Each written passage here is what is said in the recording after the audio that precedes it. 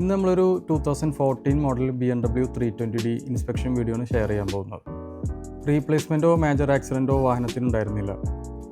Engine സൈഡിലോട്ട് വരുമ്പോൾ അതിൻ്റെ വാൾ പാക്കിംഗ് കംപ്ലൈൻറ്റായി ഓയിൽ ലീക്സ് ഉണ്ടായിരുന്നു. വേറെ മേജറായിട്ടുള്ള കംപ്ലയിൻറ്റ്സോ കാര്യങ്ങളൊന്നും ഉണ്ടായിരുന്നില്ല. ബാക്കി എല്ലാ സെക്ഷനുകളും ഓക്കെ ആയിരുന്നു.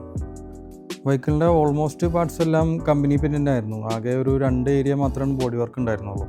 ലെഫ്റ്റ് സൈഡ് ഫെൻഡർ ചെറിയ രീതിയിലൊരു ബോഡി വർക്ക് ചെയ്തിട്ടുണ്ടായിരുന്നു. അതുപോലെ റിയർ, റൈറ്റ് സൈഡ് ഡോറ് അവിടെ ഒരു നല്ല രീതിയിൽ ബോഡി വർക്ക് ചെയ്തിട്ടുണ്ടായിരുന്നു.